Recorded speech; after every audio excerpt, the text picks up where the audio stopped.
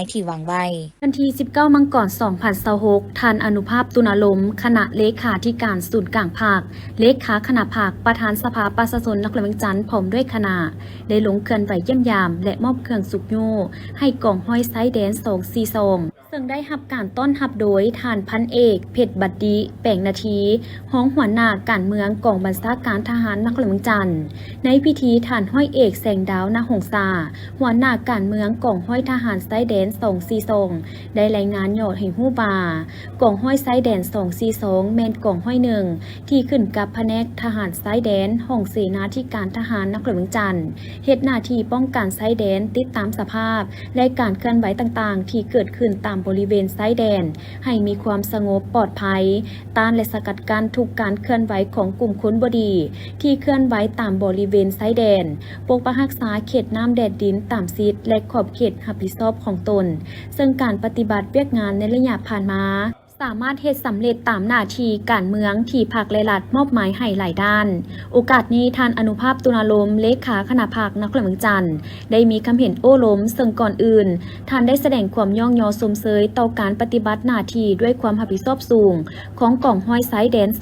242ในระยะผ่านมาพร้อมทั้งได้เน้นหนักให้คณะพรรคคณะบัญชาและไอ้น้องทหารกองห้อยดังกล่าวเพิ่มทวีความรับผิดชอบในการปกปักรักษาความสงบความปลอดภัยปกปักรักษาเขตน้ำแดนดินและเวียกงานที่ขันถึงมอบหมายให้มีผลสำเร็จเป็น99จากนั้นก็ได้มอบเครื่องสุกโยซึ่งประกอบนี้มีไว้จำนวน30แกตน้ำดื่ม50แพ็คแนวพันธุ์พืช5 โลและอื่นๆพร้อมทางมอบเงินจำนวน10 ล้านกีบนอกจากนี้แผนกเกษตรกรรมและสิ่งแวดล้อมนครเวียงจันทร์องค์การปกครองเมืองศรีโคตะบองแผนกโยธาธิการและขนส่งองค์การปกครองเมืองสังทองแผนกวัฒนธรรมและการท่องเที่ยวและแผนกการเงินนครเวียงจันทร์ยังได้มอบเงินจำนวนหนึ่งเพื่อเป็นการของขวัญกำลังใจให้แก่ไอ้น้องทหารหนึ่งในโอกาสวันสั่งตั้งกองทัพประชาชนลาวครบรอบ77 ปีในวันที่20 มังกรนี้และวันสั่งตั้งกองบัญชาการทหารนครเวียงจันทร์ครบรอบ50 ปีอีกด้วยโดยการเข้าร่วมของศาสตราจารย์ปริญญาเอกกิแก้วไข่คำพิทูลกรรมการกรมการเมืองศูนย์กลางภาคเลขาคณะบริหารงานภาคประธานศูนย์กลางแนวลาวต่างชาติมีบรรดาคณะบริหารงานภาคศูนย์กลางสหพันธ์กรรมบาลลาวพร้อมด้วยหัวหน้ากรมห้องกรมและภาคส่วนที่เกี่ยวข้องเข้าร่วมในพิธีได้ผ่านมติตกลงและคำสั่งของกรมการเมืองศูนย์กลางภาคเลขที่37/กมสพเลขที่21/กมสพและเลขที่32/ปปทซึ่งมีเนื้อในสำคัญคือกรมการเมืองศูนย์กลางภาคออกมติตกลงให้สหายเลษยพรกรรมการศูนย์กลางภาคสมัยที่11ออกพักรับอุดหนุนบำนาญและแต่งตั้งยกย้ายสหายคำพลอยวรรณสารกรรมการศูนย์กลางภาครองเลขาคณะบริหารงานภาครองประธานศูนย์กลางแนวลาวสร้างชาติมาเป็นเลขาคณะบริหารงานภาคประธานคณะบริหารงานศูนย์กลางสหพันธ์กรรมบาลลาวจากนั้นก็ได้เซ็นบทบันทึกมอบหน้าที่ระหว่างสหายเลษยพรกรรมการศูนย์กลางภาคสมัยที่11เลขาคณะบริหารงานภาคประธานศูนย์กลางสหพันธ์กรรมบาลลาวผู้เก่าและสหายคำพลอยวรรณสารกรรมการศูนย์กลางภาครองเลขาคณะบริหารงานภาครองประธานศูนย์กลางแนวลาวต่างชาติผู้ใหม่เพื่อรับผิดชอบหน้าที่ใหม่อยู่ศูนย์กลางสหพันธ์กรรมบาลลาวอย่างเป็นทางการองค์ประชุมองค์การปกครองนครเวียงจันทร์ครั้งที่1ได้จัดขึ้นในวันที่30 เมษายน 2026อยู่ที่ห้องว่าการนครเวียงจันทร์ภายใต้การเป็นประธานของท่านศิริราช ทงศิลป์ทองเพ็งรองเลขาคณะบริหารงานพรรคประธานคณะกรรมการปกครองนครเวียงจันทร์มีสมาชิกองค์การปกครองพร้อมโดยภาคส่วนที่เกี่ยวข้องเข้าร่วมในพิธีท่านศิริราช ทงศิลป์ทองเพ็งได้มีคำเห็นกล่าวเปิดกองประชุมว่าจุดประสงค์ของกองประชุมเพื่อสั่งรวมและตีราคาคืนผลการจัดตั้งปฏิบัติเวียกงานใน1 เดือนที่ผ่านมาพร้อมทางปรึกษาหารือพิจารณาเวียกงานสำคัญเพื่อมีความเป็นเอกภาพร่วมกันในแต่ละปัญหาพร้อมเดียวกันก็ยังได้กำหนดหน้าเวียกสำคัญใน1 เดือนต่อหน้าเพื่อรับประกันการคุ้มครองบริหารบริการสังคมของนครเวียงจันทร์ให้มีความคล่องตัวและปฏิบัติได้ตามแผนการที่วางไว้กองประชุมครั้งนี้ยังได้รับฟังการรายงานเกี่ยวกับแผนการผลิตเบี้ยไม้ปลูกไม้และฟื้นฟูป่าไม้ประจำปี 2026 ทั่วนครเวียงจันทร์รับฟังการรายงานเกี่ยวกับแผนการป้องกันและมาตรการสกัดกั้นเพื่อแก้ไขปัญหาอัคคีภัยในเฉพาะหน้า สำนักงานองค์การบ้านเฮือนไฟใหม่ล้ำป่ารับฟังการรายงานเกี่ยวกับการแก้ไขปัญหาน้ำท่วมขังในตัวเมืองรับฟังการรายงานเกี่ยวกับการจัดเลี้ยงบุริมสิทธิ์บรรดาถนนที่มีชื่อและถนนบ่มีชื่อในห้านตัวเมืองอยู่นครหลวงเวียงจันทน์เพื่อกำหนดเป็นอนุสรณ์ให้ทันคำไต่สีพันดอนรับฟังการรายงานเกี่ยวกับการค้นคว้าผ่านแผ่นผังรวมส่วนสาธารณะเมืองสีโคตะบองรับฟังการรายงานเกี่ยวกับสภาพการจัดตั้งปฏิบัติการช่วยเหลือและการแก้ไขผลกระทบต่อครอบครัวผู้ประสบภัยพิบัติจากพายุฤดูร้อนในนครหลวงเวียงจันทน์รับฟังการรายงานเกี่ยวกับการแก้ไขปัญหาลักลอบผุดค้นแหคำตกคนอยู่เมืองสังทองนอกจากนี้ก็ยังรับฟังการรายงานเกี่ยวกับสภาพพ้นเด่นประจำเดือนเมษายนและแผ่นเวียกยุดซุ่มเดือนพฤษภาคม 2026 ขององค์การปกครองนครหลวงเวียงจันทน์ตื่นอีกในวันที่29 เมษายน 2026 ทานศิริราช ทงสินทองเพ็งประธานคณะกรรมการปกครองนครหลวงเวียงจันทน์พร้อมด้วยคณะได้ลงติดตามเพื่อสุกยูการก่อสร้างห้านอาหารและห้านกาแฟของโครงการพัฒนาสวนเจ้าอนุวงศ์แคมป์ของเมืองจันทบุรีนครหลวงเวียงจันทน์โดยได้รับฟังการรายงานความคืบหน้าของโครงการจากทานนางถาวรเมืองปากประธานบริษัทฟูจิวาระจำกัดผู้เดียวและทานศรีสุพลศรีหราชผู้อำนวยการบริษัทดาวเฮืองจำกัดผู้เดียวที่เป็นบริษัทสัมปทานพัฒนาส่วนเจ้าอนุวงศ์โครงการดังกล่าวนี้ได้ก่อสร้างห้านอาหารนานาชาติ2หลังและห้านกาแฟ1หลังเป็นอาคารสั้นเดียวพร้อมทั้งพัฒนาสร้างเป็นบ่อนจอดรถของนักท่องเที่ยวตั้งอยู่ส่วนเจ้าอนุวงศ์ผักเถิงต่อหน้าด้านหลังของโรงแรมลานสร้างซึ่งเริ่มก่อสร้างมาแต่เดือนกุมภาพันธ์ 2026 และจะให้สำเร็จต้นปี 2027 จุดประสงค์เพื่อสร้างเป็นห้านอาหารและห้านกาแฟ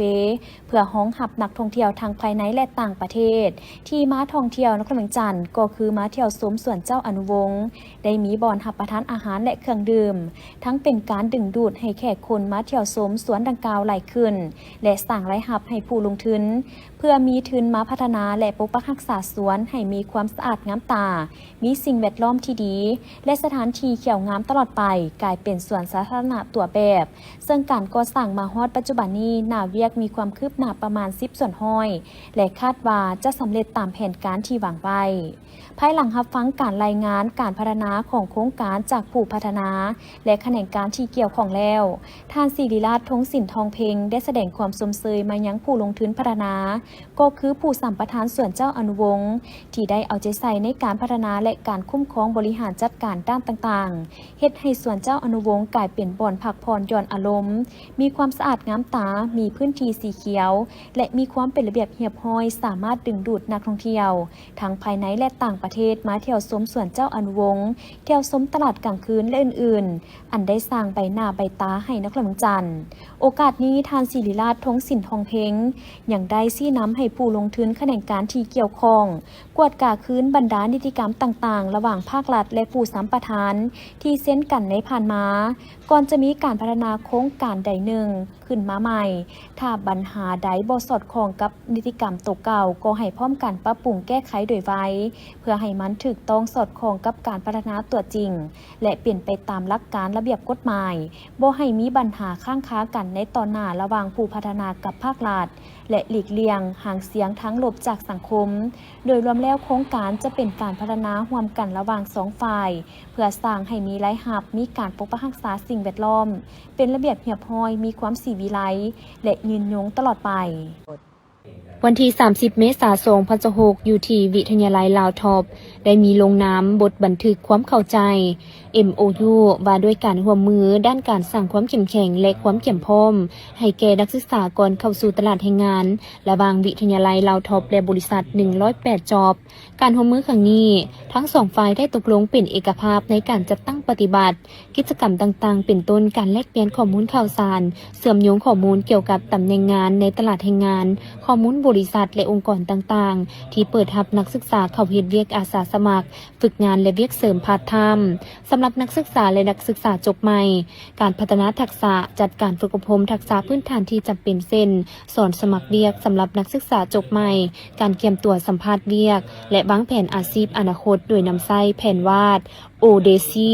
เครื่องมือที่ใช้ในการค้นหาตัวเองตามหลักเกณฑ์คิดแบบนักออกแบบการติดตามผลการศึกษาความการเฮ็ดการสำรวจนักศึกษาที่สำเร็จการศึกษาไปแล้วการนำห้อยนักศึกษาเพื่อระบุสิ่งสำคัญจำเป็นต้องเปลี่ยนแปลงหรือปรับปรุงเพิ่มเติมให้แน่ใจว่านักศึกษาจบใหม่มีการจ้างงานและสามารถมีส่วนร่วมในการพัฒนาคุณภาพการศึกษาให้แทบเหมาะกับความต้องการของตลาดแรงงานพร้อมนี้วิทยาลัยลาวท็อปจะเป็นผู้อำนวยความสะดวกในการประสานงานกับนักศึกษาและครูอาจารย์เพื่อให้กิจกรรมต่างๆดำเนินไปอย่างมีประสิทธิภาพส่วนบริษัท108 Job จะเป็นผู้รับผิดชอบหลักในการสนองข้อมูลตำแหน่งงานข้อมูลบริษัทองค์กรที่เปิดรับนักศึกษาให้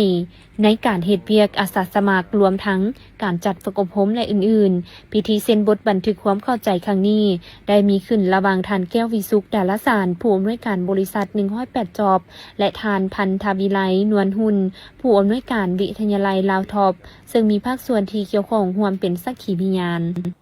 ตบมือครับ พิธีดังกล่าวได้จัดขึ้นที่สโมสรแครงโดยการเข้าร่วมของทานคำกิ่งผุยลามณีวงศ์เลขาพรรคแครงประธานสภาประชาชนแครงมีบรรดาทานกรรมการประจำพรรคแครงกรรมการพรรคแครงอดีตการน้ำแครงหัวหน้าแผนกการและภาคส่วนที่เกี่ยวข้องเข้าร่วมพิธีได้ผ่านดำรัสของนายกรัฐมนตรีเลขที่88ว่าด้วยการแต่งตั้งประธานคณะกรรมการปกครองแขวงหลวงน้ำท้าโดยแต่งตั้งทานคำฟงอินมณีหงเลขาพรรคแครงเป็นประธานคณะกรรมการปกครองแขวงหลวงน้ำท้าผ่านข้อตกลงของคณะกรรมการปกครองแขวงเลขที่403และ402ว่าด้วยการแต่งตั้งรองประธานคณะกรรมการปกครองแขวงประธานคณะกรรมการปกครองแขวงหลวงน้ำท้าตกลงแต่งตั้งทานวงมณีเพื่อประสากรรมการประจำพรรคแขวงเป็นรองประธานคณะกรรมการปกครองแขวงและแต่งตั้งทานพูนแก้วเหล่าอินกรรมการประจำพรรคแขวงเป็นรองประธานคณะกรรมการปกครองแขวงโอกาสดังกล่าวประธานคณะกรรมการปกครองแขวงผู้ใหม่ได้ขึ้นรับดำรัสของนายกรัฐมนตรีว่าด้วยการแต่งตั้งประธานคณะกรรมการปกครองผู้ใหม่โดยให้เกียรติกล่าวมอบของทานคำกิ่งผุยลามณีวงศ์เลขาพรรคแขวงประธานสภาประชาชนแขวงพร้อมทางได้มอบข้อตกลงว่าด้วยการแต่งตั้งของประธานคณะกรรมการปกครองแขวงโดยการกล่าวมอบของทานคำฟงอินมณีหงเลขาพรรคแขวงประธานคณะกรรมการปกครองแขวง